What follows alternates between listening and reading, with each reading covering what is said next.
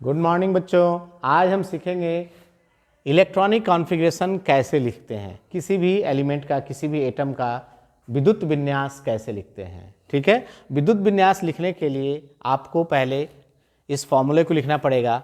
First cell यानी पहला कक्ष, प्रथम कक्ष, द्वितीय कक्ष, तृतीय कक्ष, चतुर्थ कक्ष और फिफ्थ कक्ष और सिक्स्थ और सेवन सेल।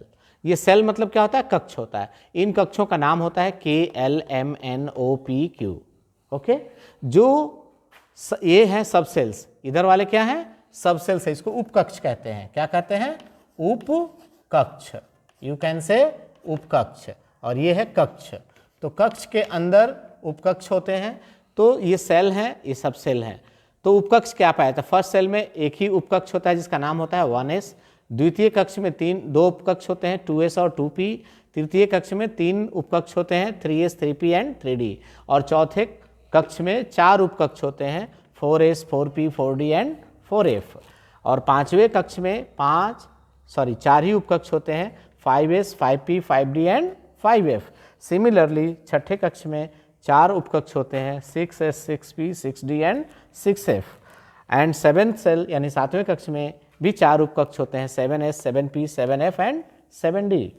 और ये प्रत्येक उपकक्ष में कितने इलेक्ट्रॉन रह सकते हैं उसकी कैपेसिटी यहाँ लिखी गई है। एस उपकक्ष में केवल 2 इलेक्ट्रॉन रह सकते हैं, पी उपकक्ष में 6 इलेक्ट्रॉन रह सकते हैं और डी उपकक्ष में 10 इलेक्ट्रॉन रह सकते हैं। एफ उपकक्ष में 14 इलेक्ट्रॉन रह सकते हैं।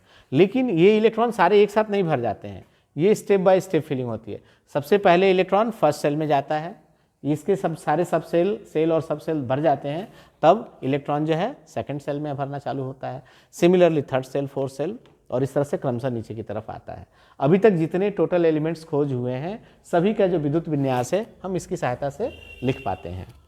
अब देखिए, सबसे पहले इलेक्ट्रॉन जो है 1s में भरना चाहिए। तो 1s में मैक्सिमम कैपेसिटी कितनी है? 2 इलेक्ट्रॉन्स की है। तो इसमें आप अधिकतम 2 इलेक्ट्रॉन भर सकते हैं, न्यूनतम 1 हो सकता है। इसके बाद 2s में आएंगे। 2s में हमेशा 2 इलेक्ट्रॉन ही रह सकता है, तो यहाँ भी 2 इलेक्ट्रॉन भर सकते हैं। 2p में अधिकतम 6 इलेक्ट्रॉन रख सकते हैं, तो 6 से कम कुछ भी हो सकता है, 1 2 3 4 हो सकता है, बट 6 से ज़्यादा नहीं हो सकता है। तो इस तरह से हम p के बाद फिर 4s में आएंगे, s में फिर 2 ही इलेक्ट्रॉन भरेंगे। 3d के अंदर हम मैक्सिमम 10 इलेक्ट्रॉन भर सकते हैं, तो हम अधिकतम 10 हो सकता है, 10 से कम कुछ भी हो सकता है। 1 से लेकर 10 के बीच में जो भी इलेक्ट्रॉन की संख्या होगी भरी जा सकती है। तो उसके बाद d के बाद 4p, 5s, 4d, 5p और 6s में आएंगे। फिर उसके बाद 4f से शुरू करेंगे, 5d, 6p होते हुए 7s तक आएंगे। यहाँ तक आते आते मोस्टली जितने भी नॉन एलिमेंट्स हैं इनका इलेक्ट्रॉनिक कॉन्फ़िगरेशन लिखा जाता है।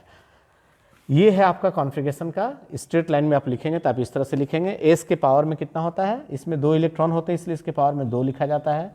s के पावर में 2, p के पावर में 6 इलेक्ट्रॉन होते हैं, और s के पावर में 2, p के पावर में 6, 2, और d के पावर में कितने होते हैं? 10, 10, और p के पावर 6, s के पावर 2, d के पावर 10, p के पावर 6, 2, f में 14 हो जाते हैं। f एक ऐसा सबसेल है जिसमें 14 इलेक्ट्रॉन हो सकते हैं। 5d में 10, p पे 6, s पे 2।